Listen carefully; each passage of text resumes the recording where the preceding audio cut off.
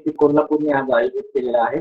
त्यातला सगळ्यात महत्वाचा जर आज विषय आपण पाहिला तर आज संपूर्ण जग जर तुम्ही पाहिलं तर हे विषमुक्त शेतीकडे धावताना दिसते.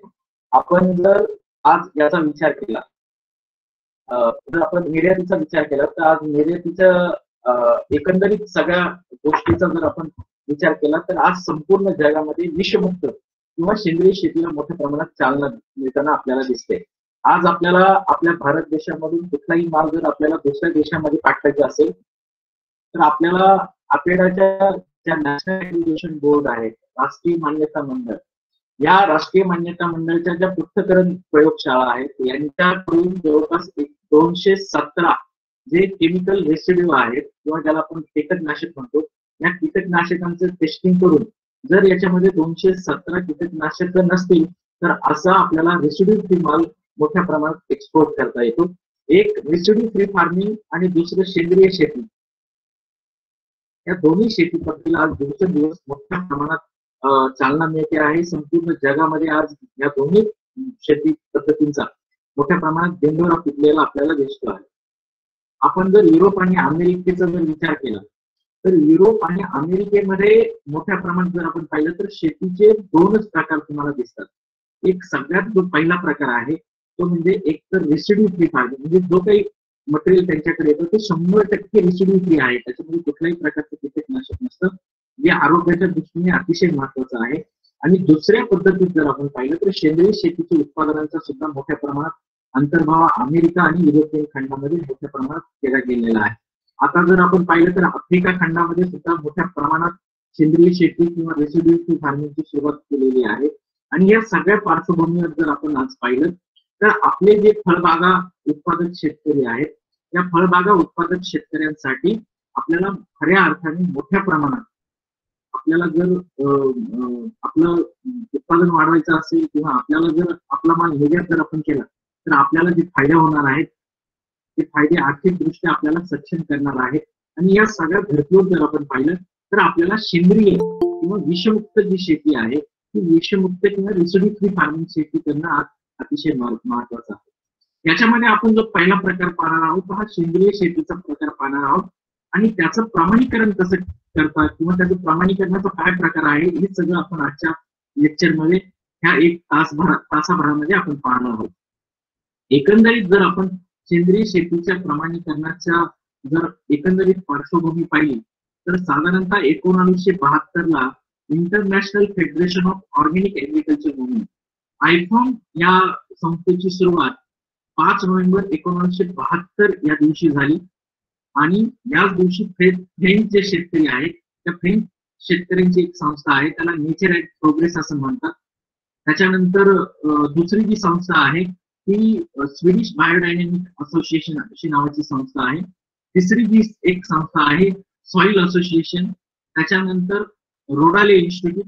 अशा या 4-5 संस्थांनी एकत्र येऊन सेंद्रिय शेतीचं आंतरराष्ट्रीय काँग्रेस परिषद भरवली होती आणि याच दिवशी international federation of organic agriculture movement या संस्थेचं खऱ्या अर्थाने जन्म झाला.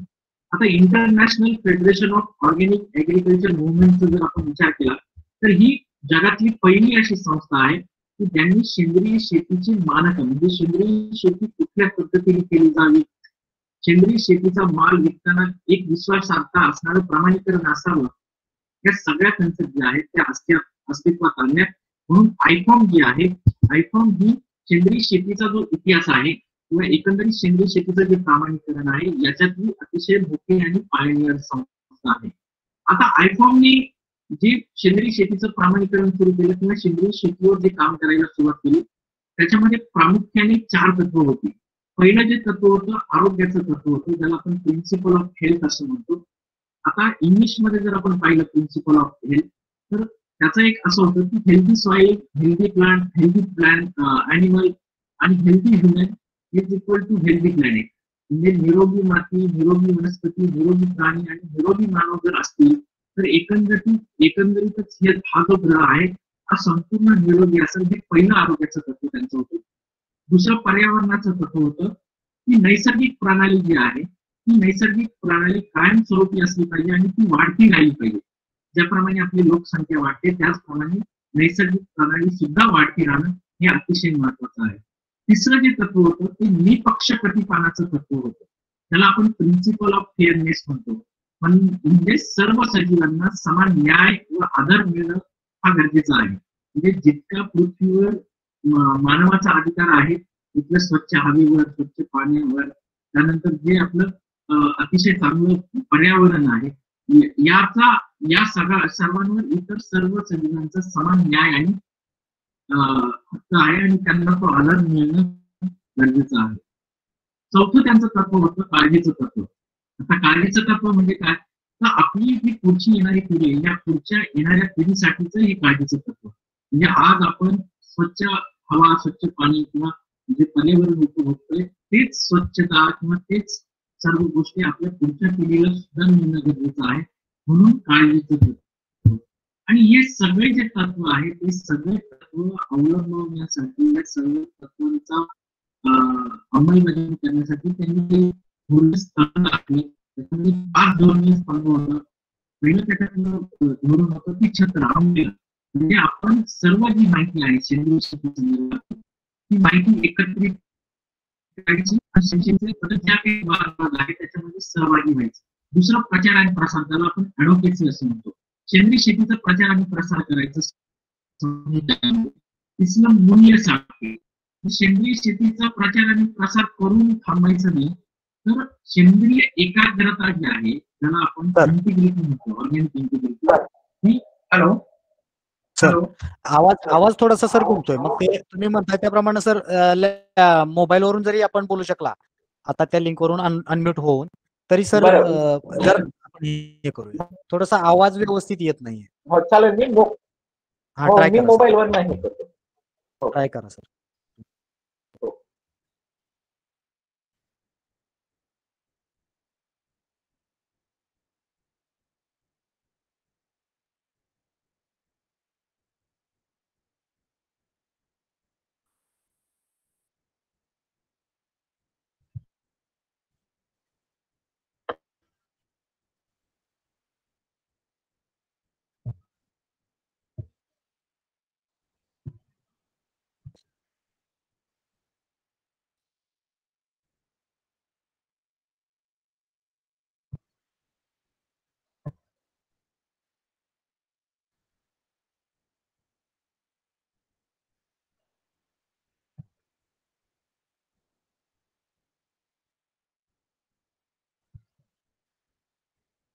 अश्विनी गायकवाड, तुमचा बंद करा, कॅमेरा बंद करा तुमचा.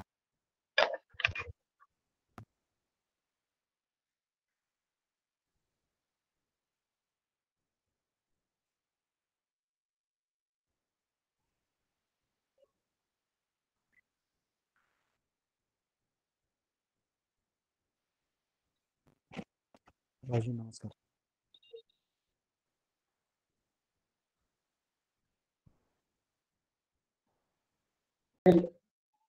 त्याच्यानंतर स्वीडिश बायोडायनेमिक असोसिएशन असेल, त्याचप्रमाणे जी सॉइल असोसिएशन नावाची संस्था आहे, या सगळ्या संस्थांच्या मदतीने international federation of organic agriculture movement या संस्थेचा सुरुवात झाली. 5 नोव्हेंबर 1972 रोजी या संस्थेची खऱ्या अर्थाने सुरुवात झाली. आणि या संस्थेला जर आपण पाहिलं तर या संस्थेचं सगळ्यात मोठं जे काम आहे की सेंद्रिय शेतीचा प्रचार आणि प्रसार मोठ्या प्रमाणात आपल्या संपूर्ण जगामध्ये करण्याचं काम ह्या संस्थेने केलं. या संस्थेने जे काम केलं, ह्या संस्थेच्या कामामध्ये सगळ्यात महत्वाची गोष्ट जी होती की त्यांनी प्रामुख्याने 4 तत्वांवर काम करायची सुरुवात केली. त्यातलं सगळ्यात पहिलं जे तत्व होतं हे पर्यावरणाचं तत्व होतं. दुसरं जे तत्व होतं ते आरोग्याचं तत्व होतं. तिसरं निपक्षपातीपणाचं तत्व होतं. त्याच्यामध्ये जर आपण पाहिलं तर आरोग्याचं जे तत्व आहे पहिलं, त्या आरोग्याच्या तत्वामध्ये की जर तुमची माती निरोगी असेल तर तिथल्या वनस्पती निरोगी असतील, जर तुमच्या वनस्पती निरोगी असतील तर तिथले प्राणी निरोगी असतील, आणि जर हे सर्व निरोगी असेल तर पृथ्वीवरचा जो मानव आहे तो निरोगी असेल. आणि हे सर्व निरोगी असते तर एकंदरीत ग्रह जो आहे तो निरोगी राहील. म्हणून आरोग्याच्या दृष्टीने काम करणं हे पहिलं त्यांचं तत्व होतं. दुसरं जे तत्व होतं पर्यावरणाच्या दृष्टीने काम करायचं. पर्यावरणाच्या तत्वामध्ये सगळ्यात महत्वाची जी गोष्ट होती ती म्हणजे प्रिन्सिपल ऑफ इकॉलॉजी, ज्याला आपण म्हणतो की इम्युलेटिंग अँड सस्टेनिंग नॅचरल सिस्टीम, म्हणजेच नैसर्गिक प्रणाली कायमस्वरूपी व वाढती राहणं गरजेचं आहे यासाठी प्रयत्न करणं. तिसरं जे तत्व होतं ते तत्व होतं प्रिन्सिपल ऑफ फेअरनेस, ज्याला आपण असं म्हणतो की equity, respect and justice for all living organism, म्हणजे सर्व सजीवांना जेवढा मानवाचा पृथ्वीवर अधिकार आहे तेवढाच अधिकार सर्व सजीवांचा सुद्धा आहे. म्हणून निपक्षपातीपणाचं तत्व. आणि चौथं जे तत्व होतं ते काळजीचं तत्व होतं की आज आपण जी शुद्ध हवा पाणी घेतोय ती शुद्ध हवा पाणी आपल्या जी पुढची पिढी आहे त्या पुढच्या पिढीला सुद्धा मिळालं पाहिजे, म्हणून या दृष्टिकोनातून काळजीचं तत्व. आणि ह्या सगळ्या तत्वांची अंमलबजावणी करण्यासाठी त्यांनी 5 धोरणीय स्तंभ आखला. आता या 5 धोरणीय जो स्तंभ आहे याची अंमलबजावणी करण्यासाठी त्यांनी सगळ्यात पहिलं जे धोरण होतं ते म्हणजे छत्र, की सगळ्या सेंद्रिय शेती संदर्भात जगातील जो काही सेंद्रिय शेतीचा अभ्यास आहे किंवा जगामध्ये जे काही सेंद्रिय शेतीचे कार्यक्रम चाललेले आहेत त्या सगळ्याबद्दल माहिती घ्यायची, सगळी इन्फॉर्मेशन एकत्र करायची. दुसरं प्रचार आणि प्रसार, सेंद्रिय शेतीचा प्रचार आणि प्रसार करायचा, म्हणजे अ व्हॉइस फॉर ऑर्गॅनिक, म्हणजे सेंद्रिय शेतीचा मोठ्या प्रमाणात संपूर्ण जगामध्ये आवाज उठवायचा. आणि दुसरी महत्वाची गोष्ट आहे की सेंद्रिय शेतीची जी चळवळ आहे ती वाढती ठेवायची. तिसरा जो त्यांचं महत्वाचं धोरणीय स्तंभ होता तो म्हणजे मूल्य साखळी. आता मूल्य साखळी म्हणजे काय, की फक्त प्रचार प्रसार करून थांबायचं नाही, तर आपल्याला सेंद्रिय एकाग्रता असलेलं जे अन्नधान्य आहे ते अन्नधान्य मिळालं पाहिजे, त्याची विश्वासार्हता आपल्याकडे वाढली पाहिजे. म्हणून त्या दृष्टिकोनातून सेंद्रिय एकाग्रता हमी जी आहे ते सेंद्रिय एकाग्रता हमी असलेल्या जी मूल्य साखळी आहे ज्याला आपण चेन ऑफ कस्टडी आपण असं म्हणतो की ती निर्माण करण्याचा प्रयत्न करायचा. चौथा कार्यक्रम म्हणजे ही जी मूल्य साखळी आहे सेंद्रिय एकाग्रता हमीची, तर ही सेंद्रिय एकाग्रता हमी म्हणजे जे काही आपण नांगरणीपासून फळं काढतो त्या संपूर्ण जो उत्पादनाचा कालावधी आहे त्या कालावधीमध्ये जी मूल्य साखळी आहे सेंद्रिय एकाग्रतेची ती कशी व्यवस्थित आहे यासाठी कार्यक्रम बनवणं. म्हणजे आज कार्यक्रम म्हणजे आज जे आपण सेंद्रिय शेतीची मानकं पाहतो ही मानकं म्हणजेच कार्यक्रम आहे असं आपल्याला म्हणता येईल. आणि चौथं म्हणजे सगळ्यात महत्वाचं अकॅडमी, म्हणजे आज सेंद्रिय शेतीबद्दल सगळ्यांना माहिती आहे परंतु उद्याचं येणारं जे पिढी आहे किंवा इतर क्षेत्रामध्ये जे काम करणारे लोक आहेत त्यांना सेंद्रिय शेती नेमकी काय आहे, त्याचे आपल्याला फायदे काय, आरोग्याच्या दृष्टीने कसं महत्वाचं आहे, पर्यावरणाच्या दृष्टीने कसं महत्व आहे, यासाठी अकॅडमी असे 5 धोरणीय स्तंभ म्हणजे त्यांचे जे तत्व आहेत आयफॉनचे त्या आयफॉनचे तत्व अवलंबवण्यासाठी यांनी 5 धोरणीय स्तंभ आखले. त्याच्यानंतर आपण जर पाहिलं तर 1972ला सगळ्यात सुरुवातीला आयफॉनने सेंद्रिय शेतीची सुरुवात केली, म्हणजे सेंद्रिय शेतीच्या मानकांची सुरुवात केली आणि सेंद्रिय शेतीचं जगातलं एक मोठी संस्था म्हणून त्यांनी काम करायला सुरुवात केली. पण आपण जर पाहिलं दुसरी महत्वाची गोष्ट की आयफॉनने जी मानक सुरुवात केली म्हणजे सेंद्रिय शेती कशा पद्धतीने करावी हे आपण कशाला म्हणतो तर सेंद्रिय शेतीची मानक म्हणजे ज्याला आपण प्रमाणीकरणाचे जे स्टँडर्ड आहे आपण ज्याला म्हणतो तेच म्हणजे मानक. मग ही मानकं त्यांनी कुठून सुरुवात केली किंवा ही सर्व जे मानकं आहेत हे मानकं त्यांनी कुठून आणले तर सगळ्यात पहिलं जे आहे त्यांनी आंतरराष्ट्रीय संघटना आणि ज्या संस्था आहेत ज्या आरोग्याबद्दल काम करतात, ज्या शेतीबद्दल काम करतायत, ज्या तुमच्या जागतिक जे अन्न आहे अन्न प्रक्रिया असेल अन्न याच्यावर काम करतायत या संस्थेचे जे मानक आहेत त्या मानकामधून सेंद्रिय मानकांची स्थापना आयफॉमने 1972ला सुरुवात केली. त्याच्यामध्ये पहिली जी संस्था आहे ती कोडेक्स एलिमेंटरी आहे, म्हणजे आज जगामध्ये जे काही अन्न आपण खातो ते मानवाला किती स्वास्थ्यवर्धक आहे हे पाहणार आहे. ह्या संस्थेच्या अंडर आपल्याला प्रमाणीकरण मिळतं, म्हणजे जे आपण पाणी पितो ज्युसेस पितो किंवा जे अन्न खातो ते किती स्वास्थ्यवर्धक आहे हे पाहणारी ही कोडेक्स एलिमेंटरी संस्था आहे. आणि त्याची म्हणजे जसं आपलं food safety standard authority of India आहे तसंच जगभरात जो अन्न किंवा सुरक्षित अन्नावर काम करणारी ही कोडेक्स एलिमेंटरी सगळ्यात मोठी संस्था आहे. ही संयुक्त राष्ट्र संघाची संघटनेची संस्था आहे. दुसरी जी संस्था आहे ती वर्ल्ड हेल्थ ऑर्गनायझेशन, ज्याला आपण जागतिक स्वास्थ्य संघटना असं म्हणतो. आता जागतिक स्वास्थ्य संघटना म्हणजे काय, तर ही एक संयुक्त राष्ट्राची महत्वाची विशेष प्रतिनिधी संस्था आहे आणि तिचा संबंध आंतरराष्ट्रीय स्तरावरील सार्वजनिक स्वास्थ्य या विषयाशी आहे. ह्या संस्थेची स्थापना 7 एप्रिल 1948 या दिवशी झाली. स्वित्झर्लंड मध्ये जे जिनेव्हा आहे तिथे याचं मुख्यालय आहे आणि मानवाच्या आरोग्याच्या दृष्टिकोनातून ही संस्था अतिशय महत्वाचं काम करते. मग यांची सुद्धा काही मानकं आहेत जे सेंद्रिय शेतीच्या मानकांमध्ये आलेले आहेत. तिसरी जी संस्था होती ती संयुक्त राष्ट्र संघाची फूड अँड ऍग्रिकल्चर ऑर्गनायझेशन, ज्याला आपण अन्न व कृषी संस्था असं म्हणतो. म्हणजे शाश्वत शेतीबद्दलची जी मानकं आहेत किंवा शाश्वत शेती कशी असली पाहिजे याच्या ज्या गाईडलाईन आहेत त्याच्यातून सेंद्रिय शेतीचे मानकांमध्ये याच्या सुद्धा काही गाईडलाईन दिलेल्या आहेत आणि या सर्व मिळून सेंद्रिय शेतीचे मानकं तयार केलेले आहेत.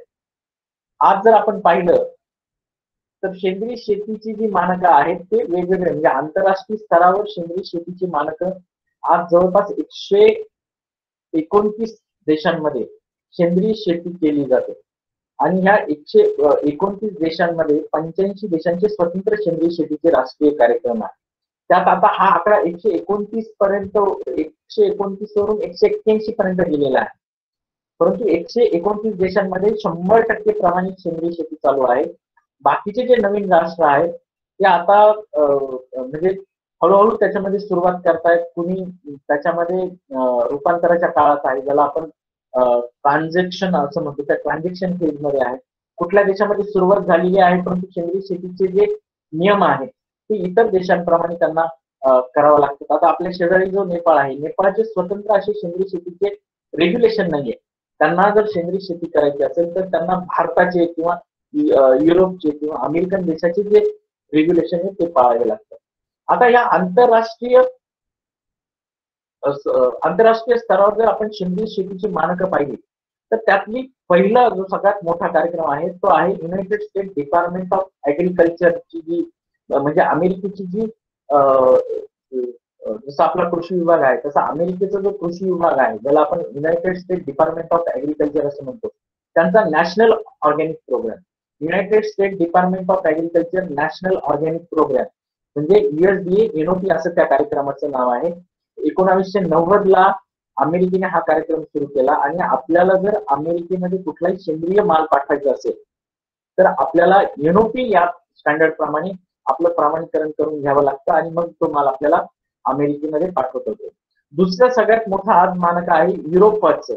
आता युरोप म्हणजे काय, युरोपची स्वतंत्र अशी म्हणजे युरोपियन जे देश आहेत त्या युरोपियन देशांचे स्वतंत्र असं रेग्युलेशन आहे, ज्याला आपण रेग्युलेशन 1992 असं म्हणतो. म्हणजे संपूर्ण युरोपसाठी त्यांनी स्वतंत्र असे रेग्युलेशन बनवले आहे. जसं आपल्या आशियन कंट्रीमध्ये आपण पूर्ण आशिया देशांचा विचार केला तर काही संघटना संस्था काम करतात आशियन कंट्रीसाठी, तसं युरोपने ऑर्गॅनिक साठी संपूर्ण देशांसाठी एकच रेग्युलेशन त्यांनी आणलेलं आहे. त्याच्यानंतर कॅनडाचं आज जर आपण पाहिलं तर कॅनडाचं क्युबेक इंटरनॅशनल जे ऑर्गॅनिक स्टँडर्ड आहे ते अतिशय महत्वाचं आहे. हे आता 30 जून 2009 ला ते सुरुवात झालेलं आहे. आणि आपल्याला जर आफ्रिका, त्याच्यानंतर अमेरिका, युरोप कुठेही आपल्याला आपला माल जर निर्यात करायचा असेल तर हे कॅनडा जे क्युबेक इंटरनॅशनल स्टँडर्ड आहे हे अतिशय महत्वाचं आहे. त्याच्यानंतर जपान या देशाचं जपान ऍग्रिकल्चर स्टँडर्ड आहे, ज्याला आपण जपानीज ऍग्रिकल्चर स्टँडर्ड असं म्हणतो. संपूर्ण जगामध्ये सगळ्यात स्ट्रिक्ट आणि सगळ्यात स्ट्रिंजंट जर कुठलं ऑर्गॅनिक सर्टिफिकेशनची मानकं असतील तर ती जास मानकं आहे.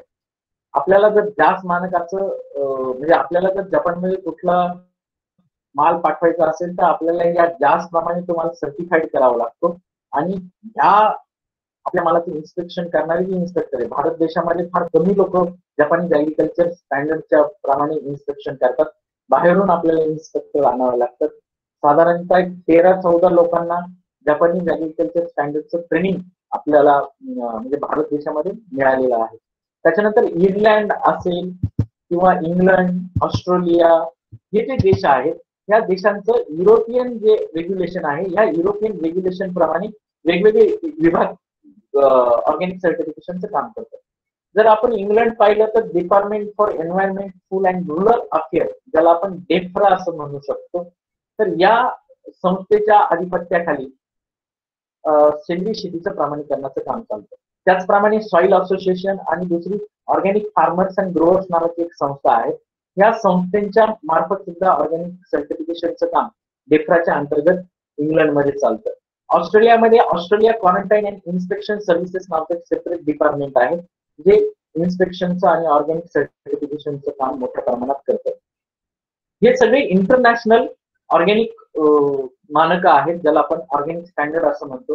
ऑर्गॅनिक स्टँडर्ड म्हणजे काय, तर सेंद्रिय शेती करताना आपण कुठल्या कुठल्या गोष्टी केल्या पाहिजे, आपण खतं कुठली वापरली पाहिजे, आपण तण कशी काढली पाहिजे, आपण खतं कुठली दिली पाहिजे, आपण कीड जी आहे किंवा रोग आहे याचा कशा पद्धतीने व्यवस्थापन केलं पाहिजे, आपण माती आणि पाण्याचं कसं व्यवस्थापन केलं पाहिजे, आपण बियाणं कुठलं लावले पाहिजे, या सगळ्या गोष्टी ज्या विषयात येतात त्याला आपण मानकं असं म्हणतो. म्हणजे सेंद्रिय शेती कशा पद्धतीने करायची हे सांगणारे ही मानकं, ज्याला आपण इंग्लिशमध्ये स्टँडर्ड असं म्हणतो. तर ही आंतरराष्ट्रीय स्तरावरची वेगवेगळ्या देशाची ऑर्गॅनिक सर्टिफिकेशन मानकं आहेत, जी अतिशय महत्वाची आहेत. ज्यावेळेस आपण माल निर्यात करतो त्यावेळेस ह्या स्टँडर्डचा आपल्याला मोठ्या पद्धतीने विचार करावा लागतो आणि ते अभ्यासून आपल्याला आपल्या शेतावर ती आत्मसात करून त्या पद्धतीने आपल्याला आपण जर पीक पिकवलं तर आपल्याला ह्या वेगवेगळ्या देशांमध्ये आपला जो शेतमाल आहे तो सेंद्रिय पद्धतीने निर्यात करता येतो. आता ज्या पद्धतीने वेगवेगळ्या देशांचे सेंद्रिय शेतीचे वेगवेगळे राष्ट्रीय स्टँडर्ड आहेत, त्याचप्रमाणे जगामध्ये सेंद्रिय शेतीचे खाजगी मानके सुद्धा आहेत. जसं आपण टेलिफोनवर बोलताना आपण बीएसएनएलचा फोन वापरतो आणि जर आपल्याला सर्व्हिसच्या बाबतीत विचारलं तर आपण जिओ, आयडिया वगैरे प्रायव्हेट गोष्टींना डिमांड करतो. त्याचप्रमाणे जर बाहेरला आपल्या देशातून कुठला माल घ्यायचा असेल आणि त्याची जर इच्छा असेल की तुमचे जे तुमचा जो माल आहे हा तुमच्या देशाच्या राष्ट्रीय स्टँडर्ड प्रमाणे सर्टिफाईड असावा, परंतु ऍडिशनल या प्रायव्हेट स्टँडर्डने पण सर्टिफाईड असावा, असं जर त्यांचं म्हणणं असेल तर आपल्याला अशा वेळेस हे प्रायव्हेट जे स्टँडर्ड आहेत ऍडिशनल, हे प्रायव्हेट स्टँडर्डने आपल्या शेतीचं प्रमाणीकरण करून घ्यावं लागतं. आता नटूरलँड नावाचं एक स्टँडर्ड आहे. नटूरलँड नावाचं हे स्टँडर्ड जर आपण पाहिलं तर ही एक सेंद्रिय शेती करणारी एक संघटना आहे. म्हणजे सेंद्रिय शेतीच्या शेतकऱ्यांना बरोबर घेऊन जाणारी एक संघटना आहे. 1982 मध्ये म्युनिच मध्ये म्हणजे जर्मनीमध्ये याची सुरुवात झाली आणि आज जर आपण पाहिलं तर जवळपास 2600 स्वतंत्र शेत त्यांच्याकडे आहे. म्हणजे 2600 म्हणजे एक शेताचा आपण जो आकार आहे युरोपमध्ये तो जर आपण पाहिला तर तो किमान 100, 125 हेक्टर, 50 हेक्टर असंच आहे. तर हे सगळं मिळून 1,37,000 हेक्टर क्षेत्र आज त्यांच्याकडे आहे. आता ही जी आहे नेदरलँड ही युरोपमध्ये अतिशय फेमस असं आहे आणि लोकांचा अतिशय विश्वास असलेलं मानक आहे. जर तुम्ही युरोपमध्ये गेलात तर युरोपमध्ये कुठल्याही मॉलमध्ये जेव्हा तुम्ही वेगवेगळ्या पद्धतीचं सेंद्रिय अन्न घ्यायला जातात तर बऱ्याचशा फूड पॅकेटवर तुम्हाला नेदरलँड सर्टिफाईड प्रॉडक्ट असं लिहिलेलं आढळेल. दुसरं जे स्टँडर्ड आहे हे बायोस्विस नावाचं स्टँडर्ड आहे. आता बायोस्विस म्हणजे काय, तर हे स्वित्झर्लंडचं स्टँडर्ड आहे, त्याच्या नावातच बायोस्विस आलेलं आहे. आता बायोस्विसच्या बद्दल सांगायचं झालं तर आपल्या देशातून मकाईबारी नावाचा चहा मोठ्या प्रमाणात निर्यात होतो. आता हा मकाईबारी नावाचा जो चहा आहे हा तुम्हाला दार्जिलिंगला त्याच्या फॅक्टरीज आहे आणि सिक्कीम, हिमाचल प्रदेश वगैरे वेगवेगळ्या ठिकाणी त्यांची चायची बागान आहे. आता हा जो माल आहे हा सगळ्याच्या सगळ्या निर्यात होतो आणि त्यामधला जो लो ग्रेड माल आहे तो लो ग्रेड माल आपल्याला वेगवेगळ्या जे एअरपोर्ट आहे या एअरपोर्टवर मिळतो. तर तसा मकाईबारी नावाचा जो ब्रँड आहे आपल्याला ट्रॅडिशनल मार्केटमध्ये पाहायला मिळत नाही. आता हा सगळ्याच्या सगळ्या निर्यात जो होतो तो आपल्या भारताचा जो सेंद्रिय शेतीचा राष्ट्रीय कार्यक्रम आहे त्याप्रमाणे सर्टिफाईड असतो, परंतु तिथला जो बायर आहे त्या बायरची अशी डिमांड असते म्हणजे स्वित्झर्लंडमध्येच तो मोठ्या प्रमाणात जातो की हा जो माल आहे किंवा हा जो चहा आहे हा ऍडिशनल बायोस्विस स्टँडर्डने सुद्धा सर्टिफाईड पाहिजे. मग अशा वेळेस बायोस्विस जे आहे बायोस्विस स्टँडर्डने सुद्धा त्याचं सर्टिफिकेशन होतं आणि आज आपल्या समोर उदाहरण आहे की हा संपूर्ण मकाईबारी नावाचा जो चहा आहे हा मोठ्या प्रमाणात स्वित्झर्लंडला एक्सपोर्ट होतो. तिसरं जे स्टँडर्ड आहे डेमेटर. आता तुम्ही बायोडायनेमिक शेती प्रकार ऐकला असेल, म्हणजे ग्रह नक्षत्र ताऱ्यांवर आधारित अशी शेती पद्धती आहे. आणि या बायोडायनॅमिक शेतीचं मोठ्या प्रमाणात जे सेंद्रिय शेतीचं प्रमाणीकरण केलं जातं युरोपमध्ये, तर ती डिमेटर नावाची जी संस्था ही करते. आणि ही संस्था अतिशय मोठ्या प्रमाणात काम करते. जवळपास 50 देशांमध्ये हिचं नेटवर्क आहे आणि 1928 पासून ही काम करते. आज जर आपण पाहिलं तर सर्वप्रथम पर्यावरणाच्या दृष्टीने सेंद्रिय खाद्य उत्पादनासाठी लेबल निर्माण करणारी ही जगातील पहिली संस्था आहे असं म्हटलं तर वावगं ठरणार. त्याच्यानंतर सगळ्यात महत्वाचं म्हणजे आपल्या दृष्टीने, आपल्या भारत देशाच्या दृष्टीने अतिशय महत्वाचं असणारं एक गॉड्स नावाचं स्टँडर्ड आहे, ज्याला आपण ग्लोबल ऑर्गॅनिक टेक्सटाईल स्टँडर्ड असं म्हणतो. आता हे ग्लोबल ऑर्गॅनिक टेक्सटाईल स्टँडर्ड म्हणजे काय? आपल्याकडं आपल्या देशाच्या जो राष्ट्रीय कार्यक्रम आहे सेंद्रिय शेतीचा, त्या राष्ट्रीय कार्यक्रमाप्रमाणे आपण सेंद्रिय शेती करतो. दुसरी महत्वाची गोष्ट जी आहे की आपण ह्या आपल्या राष्ट्रीय जो कार्यक्रम आहे सेंद्रिय शेतीचा, त्याप्रमाणे जर आपण आपल्या शेतामध्ये कापूस केला आणि त्याचं आपण सर्टिफिकेशन केलं, पुढं तो जिनिंग आणि प्रेसिंग गोष्टीसाठी जातो. तर जिनिंग आणि प्रेसिंग म्हणजे काय? कापूस ज्यावेळेस नेला जातो प्रोसेसिंग करायला, त्यावेळेस त्याच्यातल्या बिया काढल्या जातात, त्यातलं गबाळ बाजूला केलं जातं आणि त्याचा जो धागा आहे त्या धाग्याच्या व्यवस्थित अशा गोल गाठी, त्याला गाठ असं म्हणतात, गाठी बनवल्या जातात आणि मग त्याच्यावर प्रक्रिया करायला तो एक्सपोर्ट केला जातो. आता हे जी जेनिंग अँड प्रेसिंग आहे, ती जेनिंग अँड प्रेसिंग प्रक्रिया ही गॉड्सच्या अंडर चालते. आणि भारत जर आपण पाहिलं तर भारत देशामधून सेंद्रिय पद्धतीने सगळ्यात मोठ्या प्रमाणात काही निर्यात होत असेल तर त्याच्यामध्ये कापसाचा मोठ्या प्रमाणात हातभार आहे. म्हणजे कापूस जे पीक आहे ते 1 नंबरला आहे. भारतातून सेंद्रिय पद्धतीने निर्यात होणारा जो कृषी माल आहे त्याच्यामध्ये कापूस महत्वाचा आहे. आणि या कापसाच्या जिनिंग अँड प्रेसिंग ज्या आहेत त्या मध्य प्रदेश, राजस्थान, गुजरात, आपल्याकडे विदर्भ आणि मराठवाड्यात इथं मोठ्या प्रमाणात इंडस्ट्री आहेत.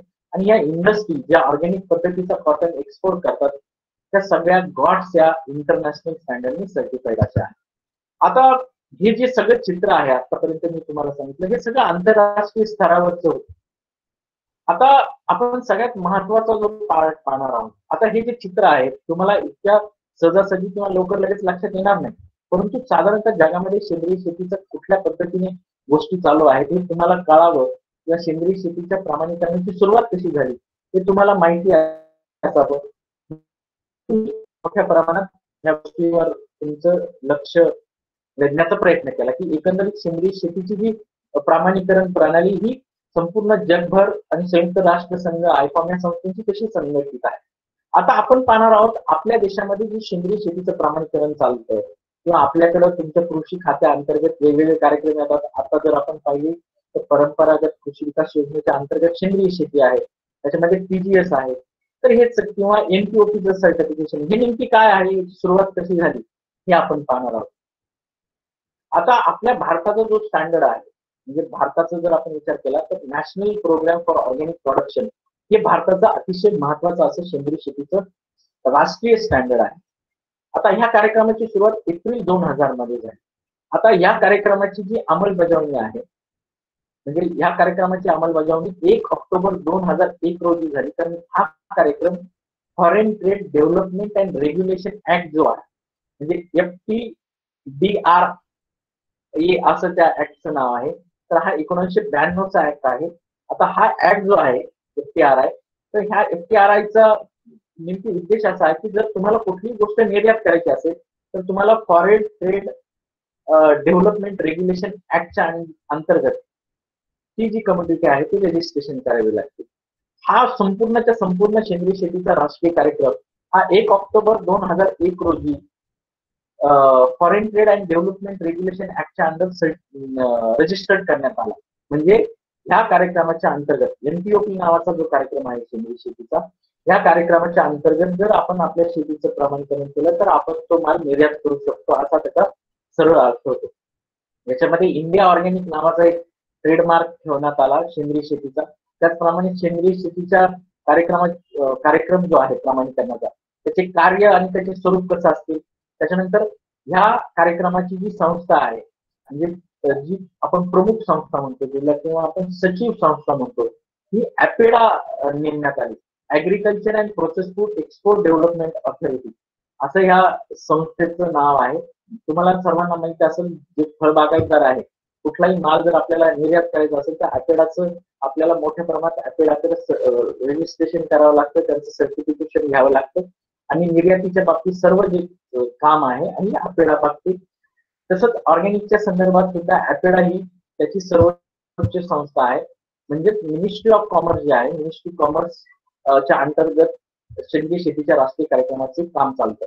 आता ॲपेडामध्ये फार सारे डिव्हिजन आहेत, तर त्याच्यामध्ये स्वतंत्र असं नॅशनल ॲक्रिडिटेशन बोर्ड स्थापन करण्यात आलेलं आहे. आणि हे नॅशनल ॲक्रिडिटेशन बोर्ड जे आहे, त्या नॅशनल ॲक्रिडिटेशनच्या बोर्डच्या नियंत्रणाच्या अंतर्गत या स्थितीला 29 प्रमाणीकरण संस्था काम करत आहेत आणि जवळपास 175हून अधिक ज्या प्रयोगशाळा आहेत, विश्लेषणाचं काम आपल्याकडे करतात. आता ह्या प्रमाणीकरण संस्था म्हणजे काय, तर आपल्याला ह्या मी सपोज एक शेतकरी आहे आणि मला सेंद्रिय शेतीच्या माझ्या एका एकरचं प्रमाणीकरण करायचं आहे NPOP या कार्यक्रमासाठी.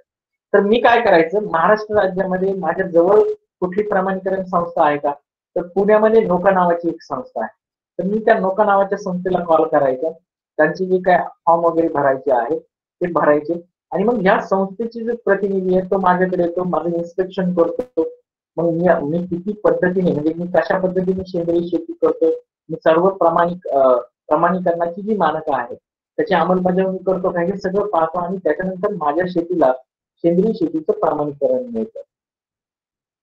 आता ह्या ज्या प्रमाणीकरण संस्था आहेत, या प्रमाणीकरण संस्था नॅशनल ॲक्रिडिटेशन बोर्डच्या अंडर काम करतात. यांच्यावर मोठ्या प्रमाणात जो सर्व कंट्रोल आहे तो नॅशनल ॲक्रिडिटेशन बोर्डचा असतो, म्हणजे ॲपेडाचा यांच्यावर कंट्रोल असतो. आता ज्या प्रयोगशाळा आहेत, या प्रयोगशाळा कशासाठी, तर प्रयोग ज्यावेळेस आपल्या शेतावर एखादा निरीक्षक आपल्या सेंद्रिय शेतीचं प्रमाणीकरण करायला येतो आणि त्याला जर असं आढळलं की आपण रासायन वापरतो किंवा आपल्या मातीमध्ये आपण काहीतरी जड धातू असलेले पदार्थ घालतो, तर मग अशा वेळेस तो मातीचं, पाण्याचं आणि पिकाच्या नमुन्यांचं मोठ्या प्रमाणात सॅम्पलिंग करतो त्यांच्या जे फॉर्मॅट असतात त्याप्रमाणे आणि हे नमुने तो ह्या प्रयोगशाळेमध्ये पाठवतो आणि मग या प्रयोगशाळा अतिशय व्यवस्थित कुठलंही त्याच्यामध्ये गडबड न करता अतिशय ट्रान्सपरंट पारदर्शक पद्धतीने तुमच्या या सॅम्पलमध्ये काही कीटकनाशक आहेत का, काही हेवी मेटल आहेत का किंवा काही पॅथोजन त्याच्यामध्ये आहे का, हे प्रामुख्याने आपल्याला कळतात आणि मग त्याच्यानंतर प्रमाणीकरणाची जी प्रक्रिया आहे ती पुढे चालते. आता जर हा कार्यक्रम जर आपण पाहिला तर National Programme for Organic Production जो आहे याचं जर आपण कार्यकारिणी पाहिली तर ती साधारणतः अशी आहे, तुमच्या स्क्रीनवर तुम्हाला दिसेल. मिनिस्ट्री ऑफ कॉमर्स आता त्याच्यामध्ये आहे, जी सर्वोच्च संस्था आहे. आता मिनिस्ट्री ऑफ कॉमर्स बरोबर मिनिस्ट्री ऑफ ऍग्रिकल्चर सुद्धा याच्यामध्ये काम करते. याच्या संलग्न आहे agriculture and process food export development authority. ॲपेडाच्या अंतर्गत येतं national accreditation board. National accreditation बोर्डच्या अंतर्गत येतात प्रमाणीकरण संस्था आणि वेगवेगळ्या प्रयोगशाळा. आणि प्रमाणीकरण संस्थेच्या अंतर्गत येतात सामान्यातला सामान्य पीक उत्पादक म्हणजे शेतकरी, त्यानंतर सेंद्रिय पदार्थांवर प्रक्रिया करणारे प्रक्रियाकार आणि त्याचा व्यापार करणारे आडतदार किंवा आपण त्याला निर्यातदार असं म्हणतो असे. तर ही साधारणतः आता फ्रेमवर्क आहे आपल्या सेंद्रिय शेतीच्या राष्ट्रीय कार्यक्रमाची. म्हणजे जर आपल्याला आपल्या देशामधून कुठलाही माल निर्यात करायचा असेल तर त्या मालाचं आपल्याला ऑर्गॅनिक सर्टिफिकेशन करणं गरजेचं आहे आणि ते सर्टिफिकेशन आपण National Programme for Organic Production या मानकाने करणं गरजेचं आहे. आता हा जो कार्यक्रम आहे हा कार्यक्रम आपला आयफोनच्या धर्तीवरच बनवण्यात आलेला आहे. आता आपला हा कार्यक्रम युरोपचे जे आंतरराष्ट्रीय सेंद्रिय शेतीचे मानक आहे त्याच्याबरोबर संलग्न आहे. म्हणजे आपल्याला जर आपला माल आपल्या पद्धतीने आपल्या देशाच्या राष्ट्रीय मानकांनी जर प्रमाणित केला आणि तो जर आपल्याला युरोपला पाठवायचा असेल तर आपल्याला युरोपियन देशाचे म्हणजे स्टँडर्ड आहे त्याचं स्वतंत्र सर्टिफिकेशन करण्याची गरज नाही. आपण जर आपल्या पद्धतीने तो सर्टिफाईड केला आपल्या देशाच्या राष्ट्रीय मानकाप्रमाणे तर तो आपल्याला युरोपमध्ये निर्यात करता येईल. अमेरिकन जो देश आहे, अमेरिकन देशाशी आपले जे मानक आहेत ते संलग्न आहे, पण त्याच्यामध्ये त्यांनी एक अट अशी ठेवलेली आहे की तुम्ही 3 वर्ष तुमच्या स्टँडर्डनी सर्टिफाईड करा, त्यानंतर 2 वर्ष तुम्ही आमचे जे स्टँडर्ड आहे त्याचं स्टँडर्ड प्रमाणे तो माल सर्टिफाईड करा, मग तो तुम्ही आमच्याकडे एक्सपोर्ट करू शकता. आता भारतीय जे सेंद्रिय शेतीचा राष्ट्रीय कार्यक्रम आहे याच्यामध्ये ॲपेडाने एक जीपीएस नावाचं इन्स्ट्रुमेंट आणलेलं आहे, ज्याला आपण जिओग्राफिकल पोझिशनिंग सिस्टीम असं म्हणतो. आता हे जिओग्राफिकल पोझिशनिंग सिस्टीमचा नेमकी महत्व काय आहे, तर हे जो तुमचा शेतकरी आहे त्या शेतकऱ्याचं लोकेशन कुठं आहे हे कळतं. दुसरी महत्वाची गोष्ट, जे गटामध्ये प्रमाणीकरण केलं जातं, या गटामध्ये प्रमाणीकरण करताना एक शेतकरी वेगवेगळ्या गटामध्ये काम करू नये यासाठीची ही, म्हणजे जसं आपल्याला युनिक आधार नंबर आहे प्रत्येकाला स्वतंत्र, तसा शेतीचा सुद्धा युनिक आधार नंबर आपल्याला या जीपीएस लोकेशनद्वारे मिळतो. ज्या ठिकाणी आपण शेती करतो त्या शेतीमध्ये जो परमनंट फॉल्ट आहे, म्हणजे आपली विहीर असेल, विजेचा खांब असेल, मंदिर असेल, आपलं घर असेल, तिथून आपल्याला जीपीएस लोकेशननी आपल्या शेताचं लॉंजिट्यूड आणि लॅटिट्यूड डिस्टन्स घेता येईल. आता याच्यामध्ये सगळ्यात महत्वाची जी गोष्ट आहे, जीपीएसनी आपल्याला आपला अंतर सुद्धा मोजता येतं. किती स्क्वेअर फीट किंवा किती स्क्वेअर मीटर आपलं शेत आहे त्याच्यावरून आपल्या शेताचं एकंदरीत आकारमान आपल्याला काढता येतं. परंतु आपण सध्या 7, 12 आणि 8 व उतारा जो आहे त्या उतारावरूनच आपण आपल्या शेतीचं जे आकारमान आहे ते सध्या गृहीत धरतोय. परंतु जीपीएसला ही सुद्धा एक ऍडिशनल टेक्नॉलॉजी आहे की ज्याच्यामुळे शेतीचं धारण क्षेत्र सुद्धा कळतं. जो इन्स्पेक्टर आहे तो इन्स्पेक्टर त्या शेतीचा आकारमान म्हणजे एकंदरीत किती क्षेत्र आहे आणि दुसरं त्याचं जे जिओग्राफिकल लोकेशन आहे ते लोकेशन याच्यावरनं ट्रेस करू शकतो. जर तुम्ही गुगल अर्थवर आपलं लॉंजिट्यूड आणि लॅटिट्यूड डिस्टन्स शेताचं टाकलं तर गुगल मॅप वरून सॅटेलाइट थ्रू आपल्याला आपल्या शेताचं चित्र कळतं की आपलं शेत नक्की कुठं आहे. ही प्रणाली आता ट्रेसनेक सारखीच, ट्रेसनेक नावाची अजून एक प्रणाली ॲपेडाने आणलेली आहे. म्हणजे तुमचे जे प्रमाणीकरण आहे एनपीओचं ते सगळं ऑनलाईन पद्धतीने होतंय आणि हे ऑनलाईन पद्धतीने होताना त्या शेतकऱ्याचं नाव, त्याचं जिओग्राफिकल पोझिशन, त्याचं एकूण क्षेत्र किती आहे, त्यांनी कुठले पिकं घेतलेले आहेत, त्यातलं आंतर पीक कुठलं आहे, मुख्य पीक कुठलं आहे, साधारणतः पिकाचं उत्पादन किती आहे, हे सगळं आता ऑनलाईन कळतं. आणि ऑनलाईन पद्धतीने जर तुम्ही हे सगळं करत असाल तर याच्यामध्ये मोठ्या प्रमाणात पारदर्शकता आहे. कुठेही ऑर्गॅनिक सर्टिफिकेशन बद्दल पूर्वी जे चालायचं की काही स्कॅम व्हायचा किंवा काही घोटाळे व्हायचे, तो प्रकार आता अतिशय बंद झालेला आहे. याच्यामध्ये कुठल्याही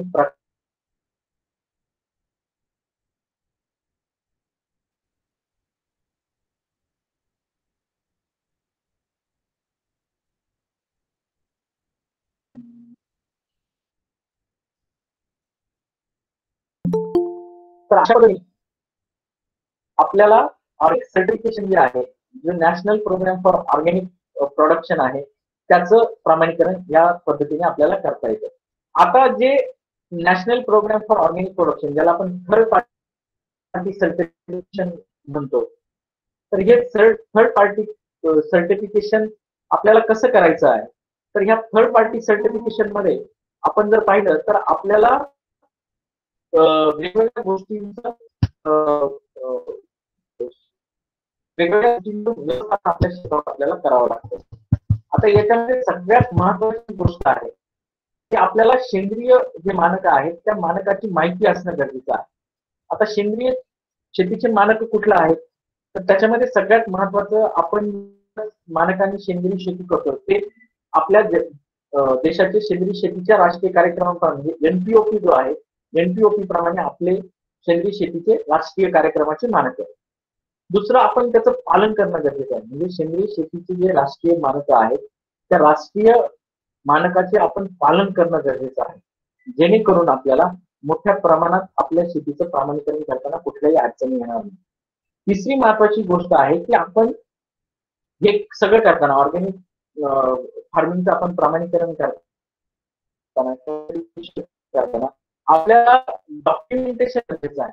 तर डॉक्युमेंटेशन कुठलं तर आपला 7/12चा उतारा असेल, त्याचप्रमाणे आपल्याकडे आपली जी दैनंदिनी आहे म्हणजे आपल्या आपण जी दैनंदिनी वापरतोय ती दैनंदिनी आहे. तिसरं महत्वाची गोष्ट जी आहे की आपल्याकडे म्हणजे वेगवेगळ्या प्रकारे जे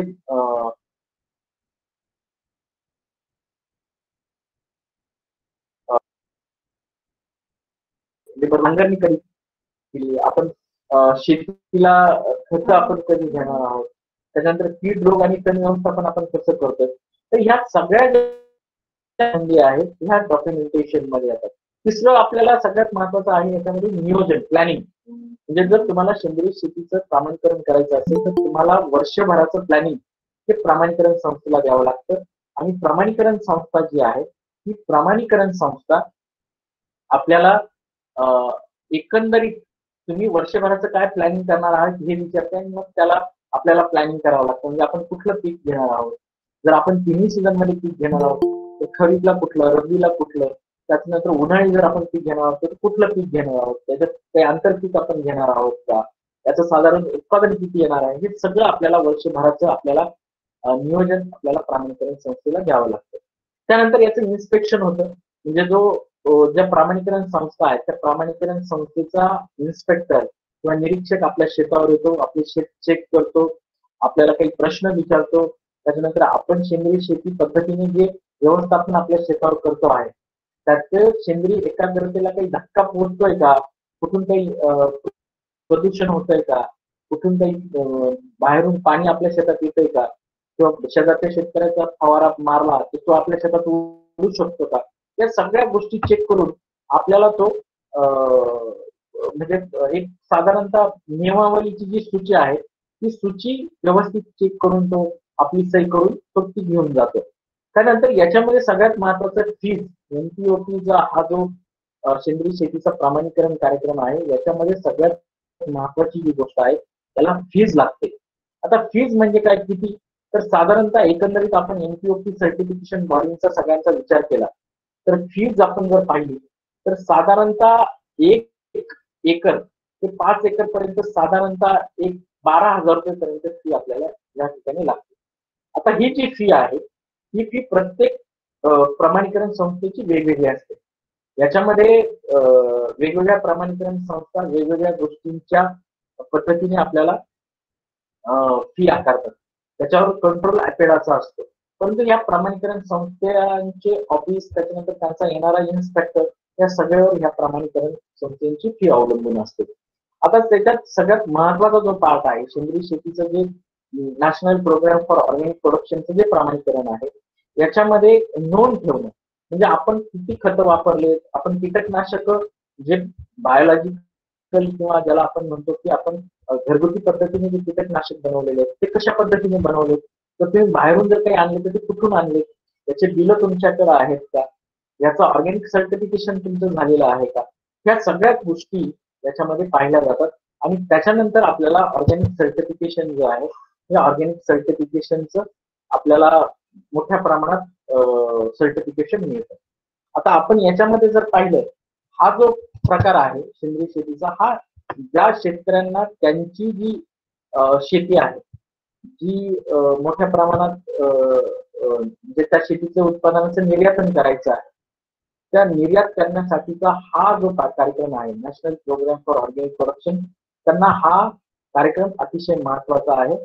आणि या पद्धतीने आपल्याला जर शेती केली आपण तर या पद्धतीने आपण आपल्या शेताचं पिकांचं किंवा जे आपल्या शेतामध्ये पिकं आहेत तर ते पिकामधून आपण आपल्या मालाला मोठ्या प्रमाणात निर्यात करू शकतो किंवा ऑर्गॅनिक सर्टिफिकेशन करून त्याला आपण चांगल्या बाहेरला विकू शकतो, जेणेकरून आपल्याला अतिशय चांगले पैसे किंवा चांगला उत्पादन त्याच्यामध्ये मिळेल.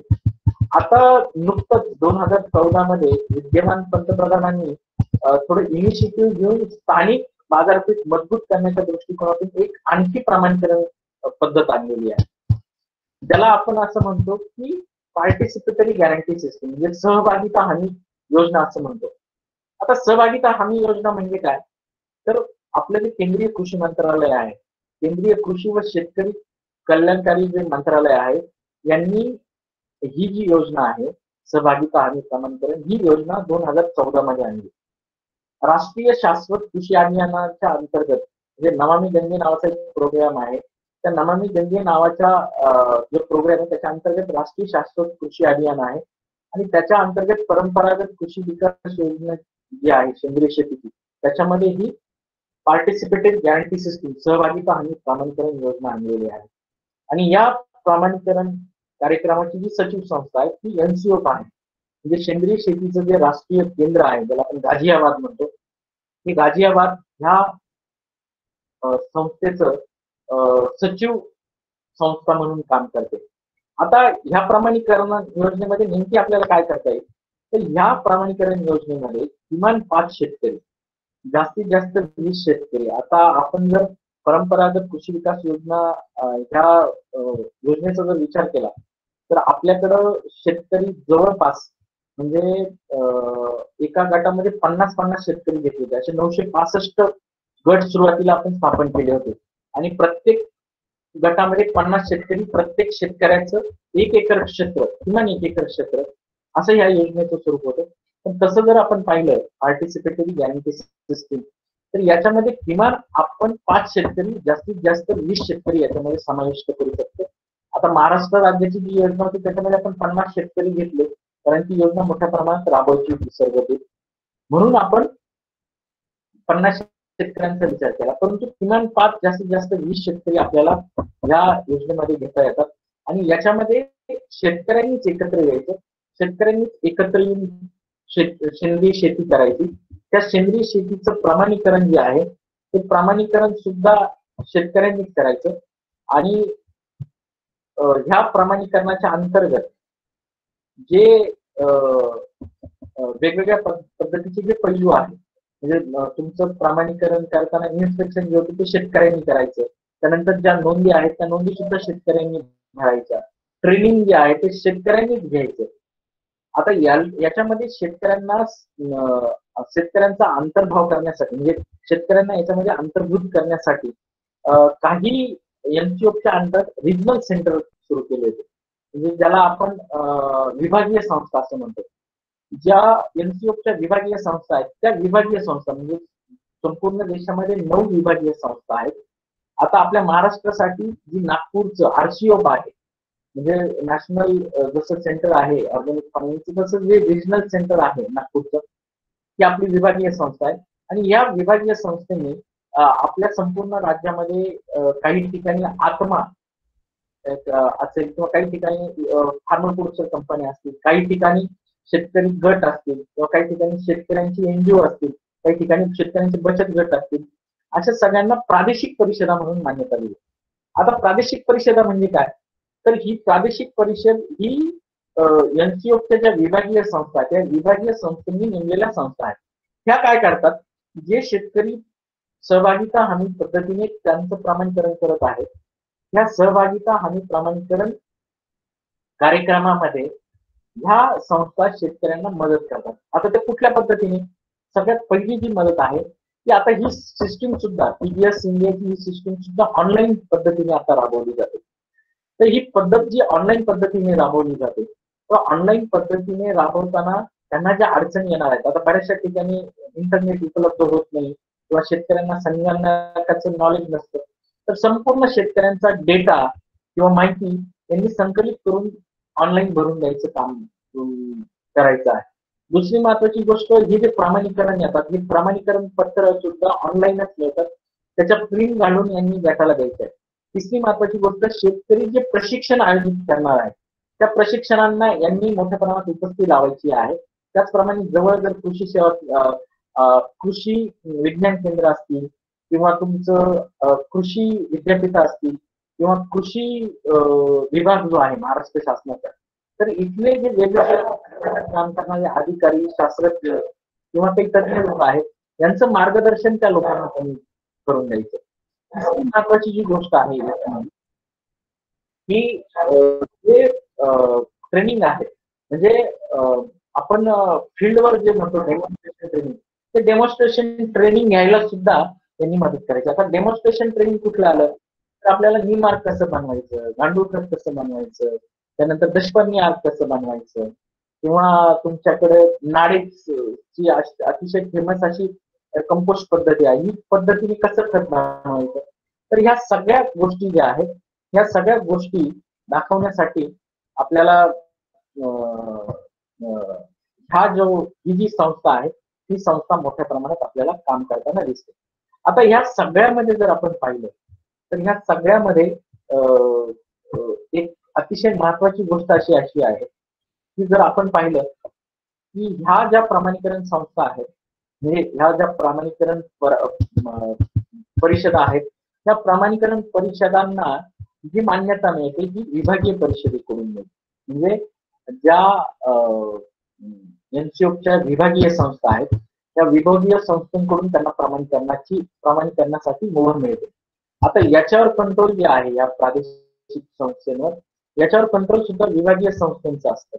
त्याच्यामध्ये सगळ्यात महत्वाची गोष्ट अशी आहे की त्या गटामध्ये जर कुठला शेतकरी नियमाचं पालन करत नसेल तर त्या नियमाचं पालन करण्यासाठी म्हणजे त्या शेतकऱ्यावर काही कारवाई जर करायची असेल तर ह्या प्रादेशिक परिषदा डायरेक्ट त्या शेतकऱ्यावर कारवाई करू शकत नाही. त्या गटातल्या गट प्रमुखाला कळवतात, मग गटाने मिटिंग घ्यायची, त्या मिटिंग मध्ये ठरवायचं की काय करायचं. आता हा एक अतिशय म्हणजे जसं आपण लोकशाही म्हणतो की लोकांसाठी लोकांकडून चालवलेली पद्धत, तसंच हे प्रमाणीकरण आहे.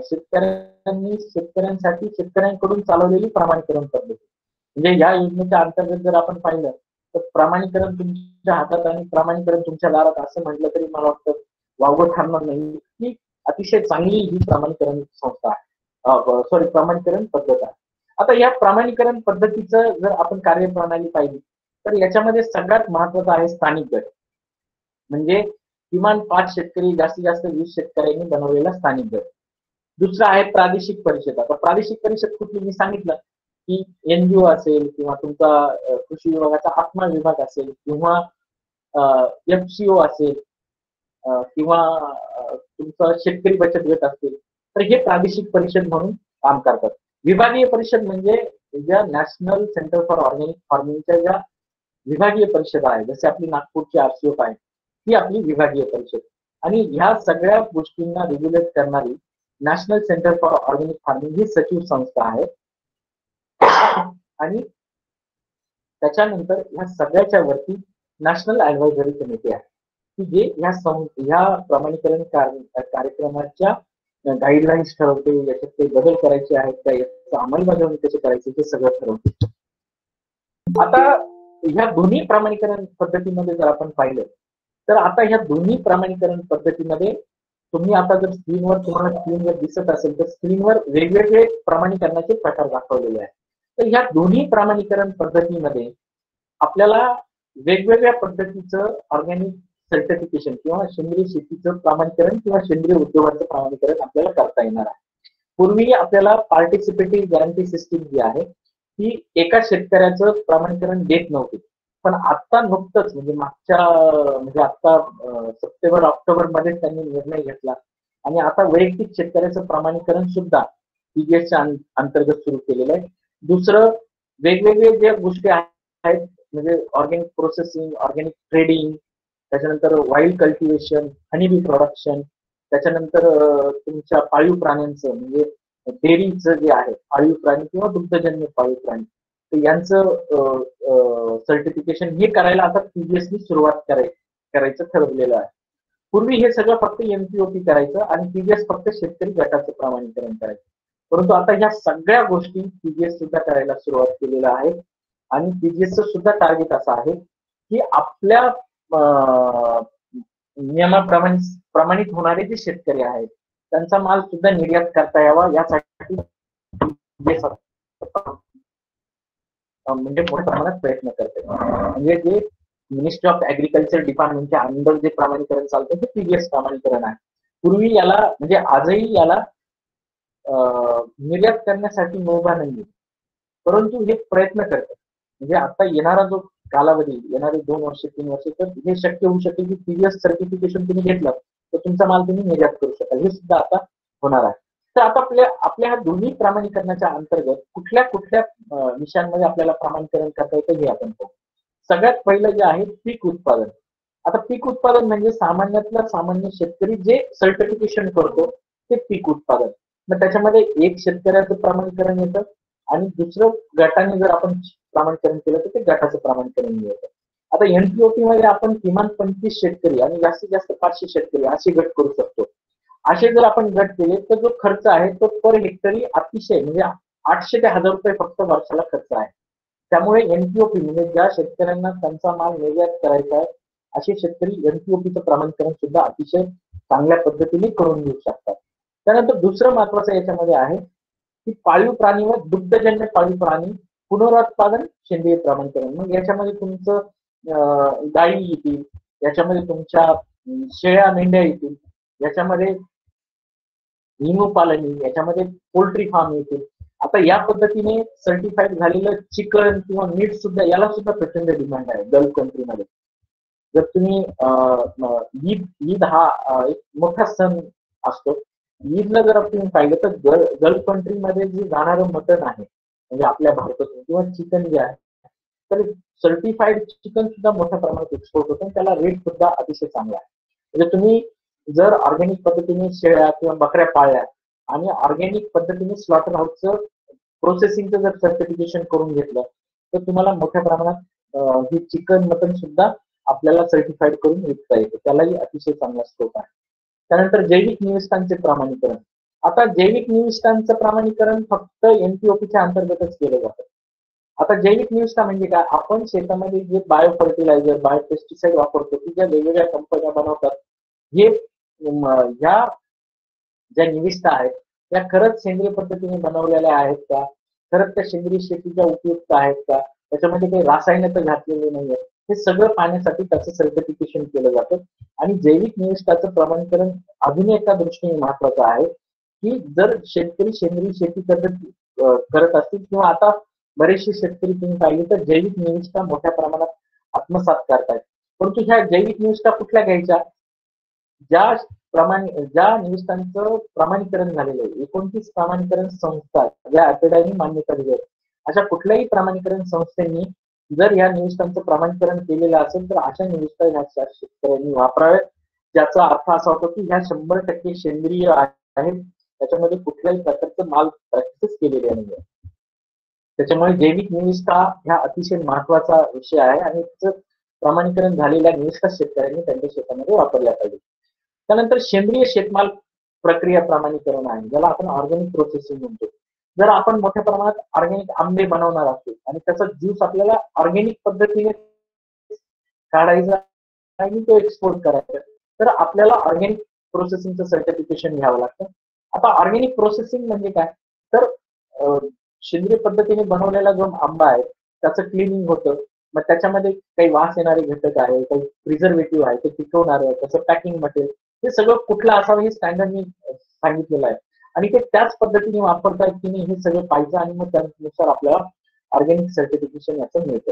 त्याचप्रमाणे सेंद्रिय शेतमाल व्यापार प्रमाणीकरण ज्याला आपण ऑर्गॅनिक ट्रेडिंग सर्टिफिकेशन, म्हणजे जर मी व्यापारी असेल आणि मला सेंद्रिय माल शेतकऱ्यांकडून घ्यायचा आहे, तो सेंद्रिय म्हणून पुढे एक्सपोर्ट करायचा आहे, तर तो येणारा जो माल आहे, तो येणारा माल, मी स्टोर केलेला माल आणि परत मी पुढे देणारा माल हा ऑर्गॅनिकच आहे की नाही, त्याची एकाग्रता ही सेंद्रिय पद्धतीनेच आहे की नाही, हे सगळं पाहण्याचं काम ह्या प्रमाणीकरण संस्था करतात. म्हणून त्याला आपण ऑर्गॅनिक ट्रेडिंग सर्टिफिकेशन असं म्हणतो. त्यानंतर अजून एक महत्वाचं प्रमाणीकरण याच्यात आहे, जंगली वनस्पती ज्या आहेत त्या जंगल वनस्पती गोळा करण्याचं एक प्रमाणीकरण आहे. म्हणजे आपल्याकडे जे उत्तराखंड आहे, नेपाळ भूतानच्या बॉर्डरवर किंवा आपल्याकडे छत्तीसगड आहे, तिथं मोठ्या प्रमाणात जंगलात ज्या वेगवेगळ्या वनस्पती आहेत तर त्याचे प्लांट पार्ट म्हणजे मुळापासून कुठली जी वनस्पती ती उपटायला याच्यामध्ये परमिशन नाही. तर तुम्ही त्याचे पानं घ्या, त्याचे फळं घ्या, तुम्ही त्याची साल घ्या, आणि जर वनस्पतींची संख्या 50 म्हणजे फार जंगलाच्या एकूण जंगलाच्या वनस्पतींमध्ये जर 50% जास्त असेल तरच ती तुम्ही मुळासकट घेऊ शकता. आणि ज्यावेळेस तुम्ही एक वनस्पती घेता त्यावेळेस तुम्हाला 5 वनस्पती तिथं लावणं गरजेचं आहे, असं त्याचे स्टँडर्ड आहे. आणि ज्या वनस्पती रेड झोन मध्ये आहेत, म्हणजे ज्यांची संख्या दिवसेंदिवस कमी आहे, अशा वनस्पतींना तुम्हाला हात लावता येत नाही. फक्त अशा वनस्पतींची पानं, फुलं तुम्हाला किंवा त्याची साल तुम्हाला घेता येतं.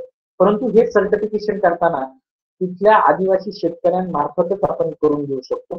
हा जो माल जो आहे तिथल्या आदिवासी शेतकऱ्यांकडूनच आपण घेऊ शकतो आणि आपल्याला जी किंमत मिळणार आहे त्यातलं प्रीमियम प्राइस आपण त्या आदिवासी शेतकऱ्यांना देणं गरजेचं आहे. आणि हे सगळं आपल्याला प्रमाणीकरणामध्ये दाखवता आलं पाहिजे. आणि ते जर दाखवलं तर आपल्याला याचं वाईल्ड कल्टिव्हेशनचं सर्टिफिकेशन मिळतं, ज्याला आज मोठ्या प्रमाणात संपूर्ण जगामध्ये मोठ्या प्रमाणात मागणी आहे. म्हणजे आपल्याकडं ब्राह्मी असेल, आवळा असेल, आता सोपनट म्हणजे काय, तर आपल्याकडे जो रिठा आहे या रेठ्याला युरोप आणि अमेरिकेमध्ये प्रचंड डिमांड आहे. आपल्याकडे हिमाचल प्रदेश किंवा वेगवेगळ्या पद्धती वेगवेगळ्या ज्या पूर्वांचल राज्य आहेत इथे रेठ्याच्या फार वनस्पती आहेत. त्यातला जो ब्राऊन कलरचा रेठा आहे म्हणजे जो काळा पडत तर याला प्रचंड युरोपमध्ये मान्य आहे. मग असं ज्या वनस्पती ते आपल्या वाईट मध्ये घ्यायला. त्यानंतर सेंद्रिय पद्धतीने मधमाशी म्हणजे ज्या आता नवीन पेट्यांचा एक प्रकार आलेला आहे की त्या पेट्यामध्ये मधमाशी पालन करायचं आणि त्याचा मध गोळा करायचं याचं सुद्धा ऑर्गॅनिक सर्टिफिकेशन केलं जातं. म्हणजे त्या पेट्या कुठं ठेवायच्या त्यानंतर त्याची स्वच्छता कशी करायची पेट्याच्या आजूबाजूला कशा पद्धतीचं पर्यावरण पाहिजे हे सगळं पाहून ते तुम्हाला सेंद्रिय मधमाशी पालनाचं प्रमाणीकरण मिळतं. आता याच्यामध्ये पाण्यातील प्राणी जे आहेत त्याचं सुद्धा प्रमाणीकरण करता येतं त्याला ॲक्वाकल्चर असं म्हणतो. परंतु आता याला आपल्याला सगळीकडे मान्यता अजून मिळालेली नाही. युरोपमध्ये काही ठिकाणी दिलेली आहे मान्य. कारण असं आहे की पाणी हे वैश्विक द्रावण आहे ज्याला आपण म्हणतो युनिव्हर्सल सॉल्व्हंट आपण असं म्हणतो. म्हणून पाण्यामध्ये जे काही प्रदूषक मिसळतात ते डिटेक्ट करणं फार अवघड आहे. त्याच्यामुळे पाण्यातील जे प्रमाणीकरण आहे पाण्याचं ते शक्यतो होत नाही. परंतु काही ठिकाणी आता युरोपमध्ये मान्यता त्याला मिळायला लागलेल्या आहेत.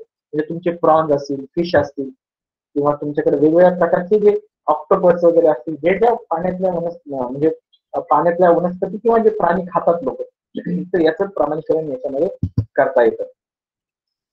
आता हे सगळं प्रमाणीकरणाचे प्रकार झाले किंवा प्रमाणीकरणाच्या पद्धती झाले.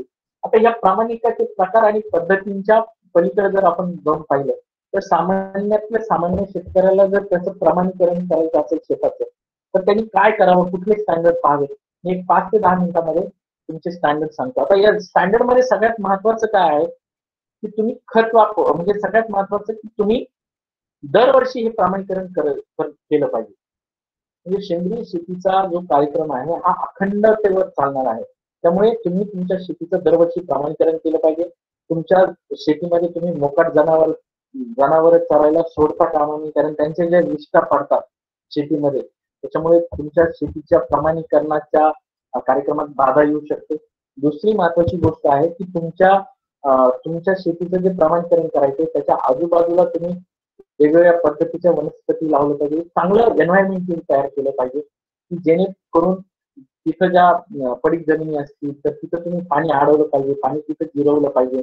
त्यानंतर जे आपले मित्र कीड आहे किंवा ज्या शेतीला मदत करणाऱ्या ज्या गोष्टी आहेत म्हणजे तुमचे काही प्रकारात गांडूळ असतील पक्षी असतील तर या सगळ्यांना तिथे निवारा तुम्ही तयार केला पाहिजे.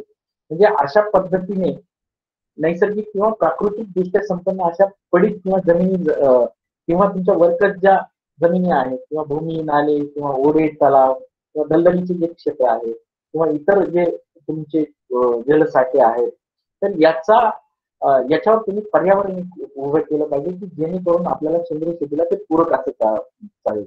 त्याचप्रमाणे जे आपल्या म्हणजे नैसर्गिक संसाधन आहेत त्या नैसर्गिक संसाधनांचा वापर आपण तिथे केला पाहिजे. म्हणजे अशा पद्धतीची जमीन आपण तयार केली पाहिजे की जेणेकरून आपल्याला आजूबाजूच्या पर्यावरणाचा निसर्गाचा अतिशय चांगला फायदा आपली शेती करताना होणार आहे. आता याच्यामध्ये पीक उत्पादन घेताना आपण सेंद्रिय पद्धतीने दोन्ही म्हणजे पीडीएस आणि एनपीओपी पद्धतीने आपल्याला जर पीक उत्पादन घ्यायचं असेल तर आपण कुठल्या गोष्टींचा विचार केला पाहिजे. एक सगळ्यात महत्वाचं जे आहे ते म्हणजे पीक आणि त्याच्या जातींची निवडणं किंवा बियाणं जे आहे हे बियाणं आपण परंपरागत घेऊ शकतो किंवा सेंद्रिय सर्टिफाईड बियाणं घेऊ शकतो. जर आपल्याला नाहीच काही मिळालं तर आपण मार्केटमधून कुठलंही बियाणं घेऊ शकतो फक्त त्याच्यावर रासायनिक बीज प्रक्रिया झालेली नको अशा पद्धतीचं बियाणं आपण घेऊ शकतो. जेनेटिक मॉडिफाईड ऑर्गॅनिझम जे आहे जसं आपला बीटी कॉटन वगैरे आहे ते आपण ऑर्गॅनिक फार्मिंग अलाउ केलं म्हणजे ऑर्गॅनिक शेतीमध्ये सेंद्रिय शेतीमध्ये तुम्हाला जर प्रमाणीकरण करायचं असेल त्याचं तर तुम्हाला बीटी कॉटन किंवा जैव गुणसूत्र अभियांत्रिकी पद्धत जे आपण म्हणतो जेनेटिक मॉडिफिकेशन जी टेक्नॉलॉजी ती वापरून कुठलंही आपल्याला म्हणजे बियाणं असेल फुकेसर असतील किंवा वनस्पतीचे वेगवेगळे पार्ट असतील याच्यापासून बनवलेल्या ज्या गोष्टी आहेत ज्या पद्धतीने आपण टिश्यू कल्चर लॅबमध्ये काही गोष्टी तयार करतो तर त्या आपल्याला याच्यामध्ये वापरता येणार नाही. आता टिश्यू कल्चर लॅबमध्ये आपण काही वनस्पतींना अलाउ करू शकतो म्हणजे जसं केळी आहे किंवा तुमचं डाळिंब आहे, परंतु ह्या वनस्पतींचं हार्डनिंग करताना जे आर्टिफिशियल ग्रोथ हॉर्मोन आहे, जसं नॅप्थोल ऍसिटिक ऍसिड आहे किंवा इनॉल ब्युटालिक ऍसिड आहे किंवा जिब्रेलिक ऍसिड आहे, याच्याबरोबर त्याची ट्रीटमेंट झालेली नसावी. त्याच्यानंतर याच्यामध्ये रूपांतराचा कालावधी अतिशय महत्वाचा आहे. म्हणजे तुम्ही जर सेंद्रिय शेतीचं प्रमाणीकरण करायला सुरुवात केली तर किती वर्षानंतर तुमचं 100% सेंद्रिय पद्धतीने या पिकाला आपल्याला 100% सेंद्रिय म्हणता येईल. तर याच्यामध्ये जे पिकं 2 वर्षाच्या म्हणजे जे पिकं 1 वर्षापेक्षा कमी याच्या अंतरात येतात अशा पिकांना 3 वर्षानंतर 100% ऑर्गॅनिक सर्टिफिकेशन मिळतं. ज्या पिकांना आपण बहुवार्षिक म्हणतो अशा पिकांना 3 वर्षानंतर म्हणजे 4थ्या वर्षी 100% ऑर्गॅनिक सर्टिफिकेशन मिळतं. म्हणजे जे पिकं वर्षाच्या आत येणार आहेत किंवा हंगामी आहेत किंवा भाजीपाला पिकं आहेत किंवा आपले अन्नधान्य तृणधान्य आहेत, यांना आपण 3ऱ्या वर्षी 100% ऑर्गॅनिक सर्टिफाईड असा लेबल आपल्याला मिळू शकतो. परंतु आपले जे पिकं आहेत, जर मी माझ्या शेतामध्ये ऑर्गॅनिक सर्टिफिकेशनला सुरुवात केली, माझं पहिलं वर्ष आहे, तर मला पहिल्या वर्षी रूपांतरित ऑर्गॅनिक सर्टिफिकेशन म्हणून मला सर्टिफिकेट मिळतं. आणि जर मार्केटमध्ये तुम्ही विकायला गेलं तर रूपांतराचा सेंद्रिय माल म्हणून विकला जातो. त्याच्यामुळे मार्केटचा एवढा बुवा करण्यात काही हे नाही. म्हणजे जी आपली जी समजूत आहे की 3 वर्ष लागतात, 4 वर्ष लागतात, 5 वर्ष लागतात, तर गरज नाही. तुम्ही एकदा सेंद्रिय शेतीची सुरुवात केली, ऑर्गॅनिक सर्टिफिकेशन पहिल्या वर्षी घ्यायला सुरुवात केली, तर रूपांतराचा ऑर्गॅनिक म्हणून तुम्ही सुद्धा हा माल मार्केटमध्ये अतिशय चांगला निर्यातीमध्ये सुद्धा आहे आणि स्थानिक बाजारपेठेमध्ये सुद्धा आहे. आता सेंद्रिय शेतीचं प्रमाणीकरण करायचं असेल तर तुम्हाला एक पीक घेऊन चालणार नाही, तर पिकामध्ये विविधता तुमचं असणं गरजेचं आहे. जसं मुख्य पिकाबरोबर तुम्ही द्विदल वर्गीय वनस्पती घ्याल, जेणेकरून ते नत्र पूरक पालाश तुमच्या जमिनीला देईल. त्यानंतर काही वनस्पती अशा आहेत की ज्या म्हणजे आपण डाळिंबामध्ये आपण जर झेंडू घेतला तर तो निमॅटोड कंट्रोल करतो. त्याचबरोबर आपण जर कॉटन पिकामध्ये जर आपण मका घेतली तर मकावर आपला लेडी बर्ड बिटल येतो. लेडी बर्ड बिटल हा रस शोषक किडींना खाऊन टाकतो.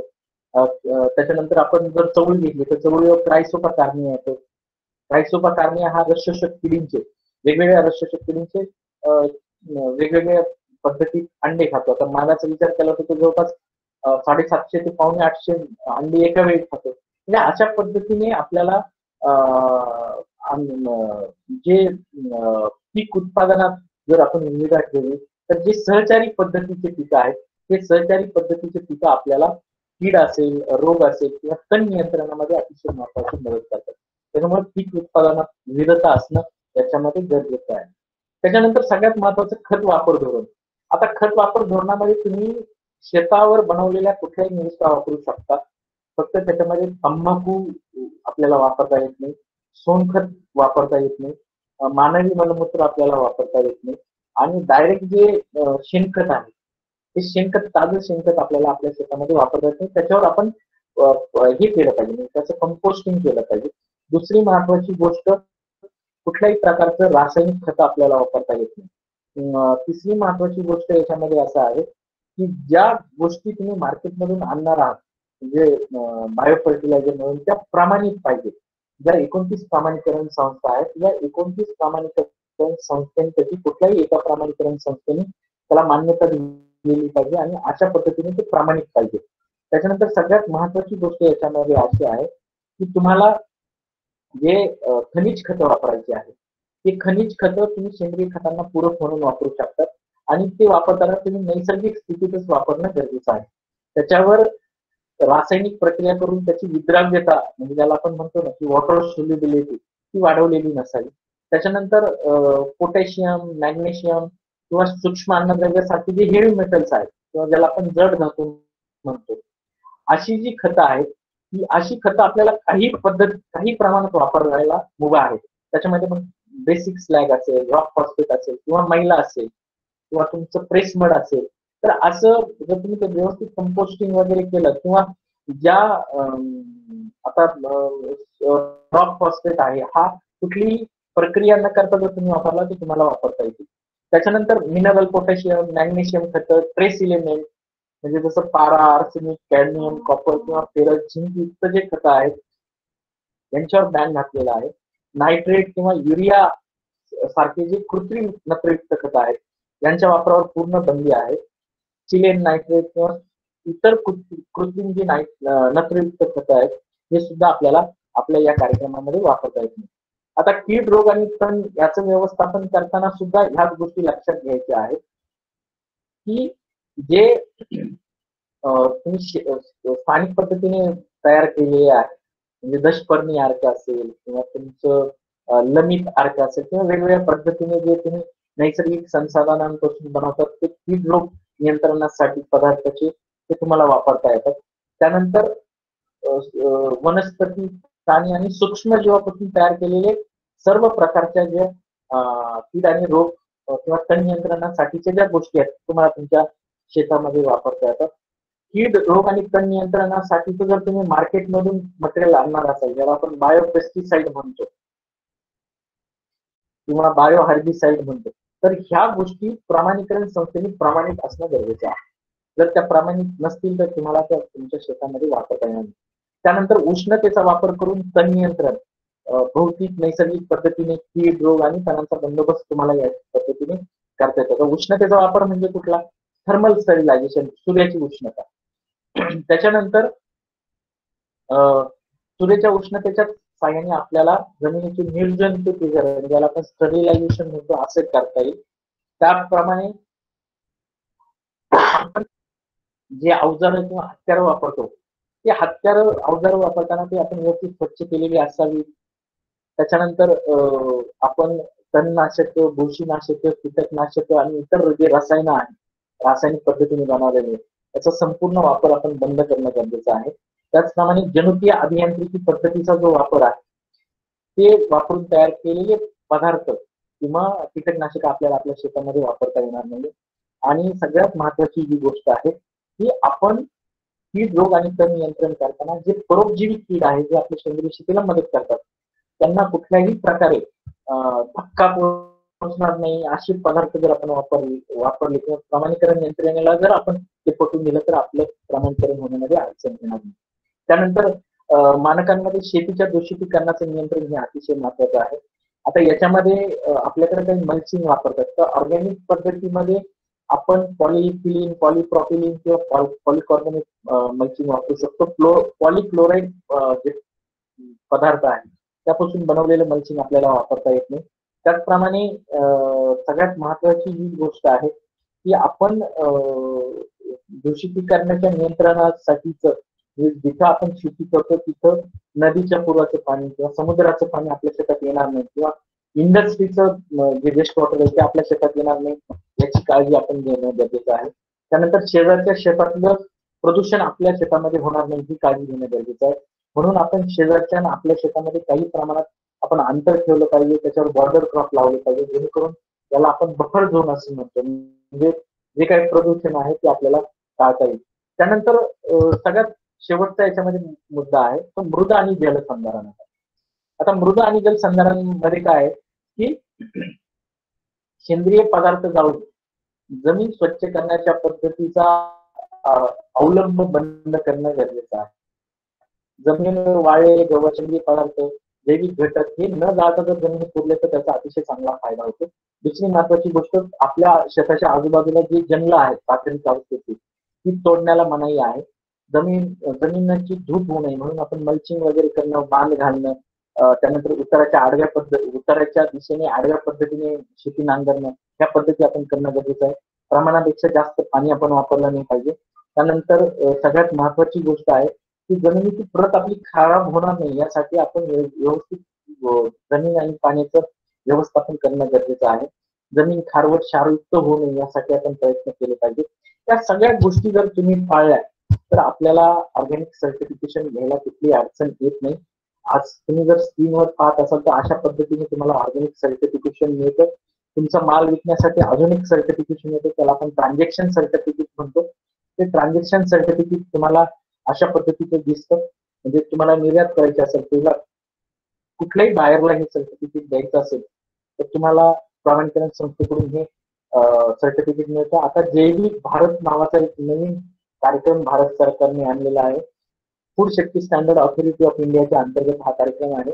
एनपीओपी किंवा पीजीएस सर्टिफाईड झालेला कुठलाही माल जो आहे जो मार्केटमध्ये पॅक करून विकला जातो यासाठी आता जैविक भारत लोगो जो आहे तो अनिवार्य करण्यात आलेला आहे आणि ही ऑनलाईन प्रणाली आहे. त्याच्यामुळे आपल्याला सेंद्रिय मालामध्ये आपलं मॅनिप्युलेशन किंवा भेसळ किंवा कुठल्याही प्रकारचा जो भ्रष्टाचार आहे किंवा कुठल्याही प्रकारची फसवणूक होणार नाही यासाठी हा कार्यक्रम आता सरकारने आणलेला आहे. आता या सगळ्या गोष्टींमध्ये जर आपण पाहिलं तर येणारा जो काळ आहे हा सेंद्रिय शेतीसाठी अतिशय पूरक आहे. परंतु सेंद्रिय शेती करताना आपण त्याचं प्रमाणीकरण करणं अतिशय गरजेचं आहे. खरं तर हा विषय अतिशय मोठा आहे, परंतु मला जितका वेळ दिला होता त्या वेळेमध्ये मी तुम्हाला जेवढं जास्त प्रोटीन देण्याचा प्रयत्न करतो तेवढं जास्त प्रोटीन देण्याचा प्रयत्न केला. तुम्हाला याच्यापेक्षा जास्त माहिती हवी असेल तर सकाळी प्रकाशित केलेली माझी 2 पुस्तकं आहेत. एक आहे तांत्रिक दृष्टिकोनातून सेंद्रिय शेती आणि दुसरं आहे सेंद्रिय शेतीची मानके आणि प्रमाणीकरण. या पुस्तकांमधून तुम्ही अजून मोठ्या प्रमाणात माहिती घेऊ शकता. जर तुम्हाला पर्सनली काही माहिती हवी असेल तर तुम्ही मला कधीही कॉल करू शकता. Residue free and organic mission India federation नावाची एक संस्था आम्ही आता सध्या चालवतोय राष्ट्रीय आंतरराष्ट्रीय पातळीवर. ज्याच्यामध्ये आम्ही शेतकरी, विद्यार्थी आणि ग्राहक यांना सेंद्रिय आणि रेसिड्यू फ्री फार्मिंगचं महत्व कळून देणं, त्याची तांत्रिकता पटवून देणं, सर्टिफिकेशनसाठी मदत करणं या गोष्टी आम्ही करतो. त्याच्यामुळे भविष्यात आपण ज्यावेळेस संधी मिळेल त्यावेळेस मी नक्कीच तुम्हाला पुन्हा मार्गदर्शन करेल. मी आता थांबण्याचे म्हणजे आयोजकांचे आभार मानतो आणि थांबण्याची परमिशन मागतो. जय हिंद, जय महाराष्ट्र. धन्यवाद.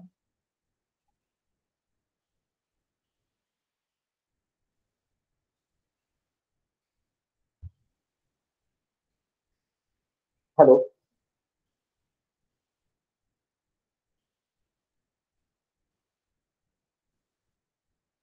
हॅलो. हा सर, कोणाचे काही प्रश्न असतील तर मला विचारा.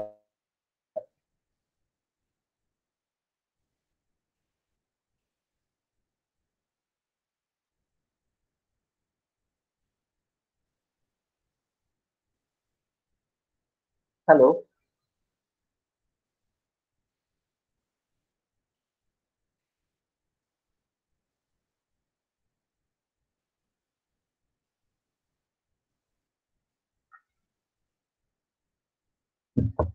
प्रशिक्षणार्थींचे काही प्रश्न असतील तर ते विचारावे.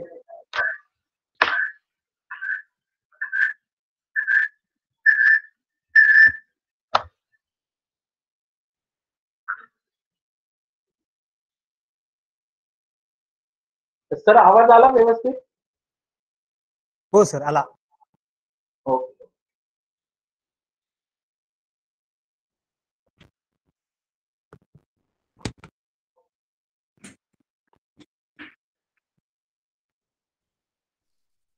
हॅलो. हा बोला.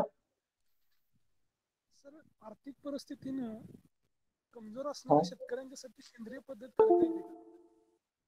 हो, करता येते. आता जे सहभागिता हमी प्रमाणीकरण आहे ते प्रमाणीकरण अशा शेतकऱ्यांसाठीच आता गव्हर्नमेंटने आणलेलं आहे ज्याच्यामध्ये शेतकऱ्यांनी स्वतःचा गट करायचा आहे, स्वतःच त्याचं प्रमाणीकरण करायचं आहे.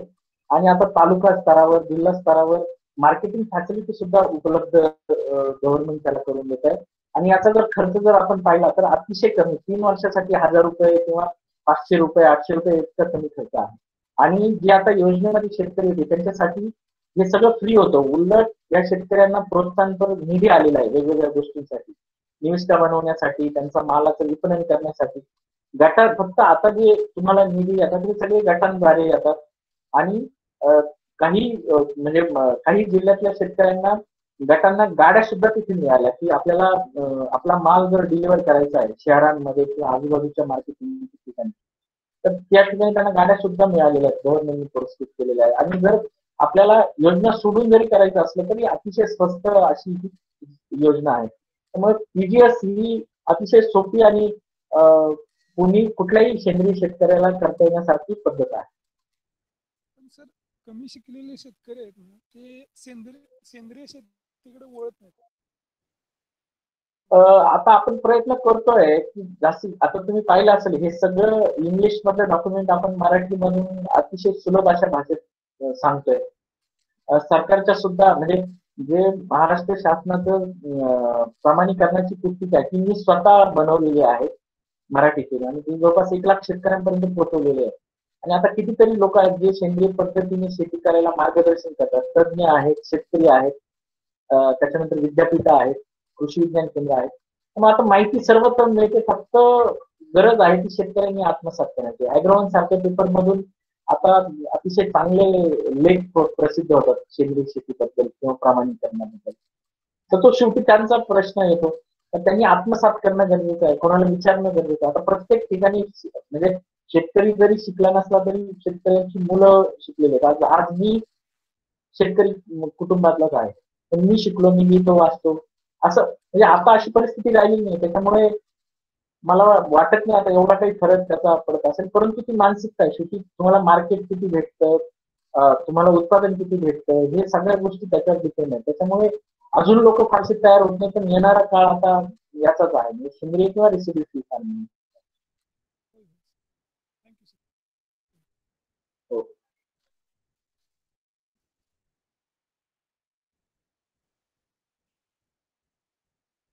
कोणाचे काही अजून प्रश्न असतील तर विचारा.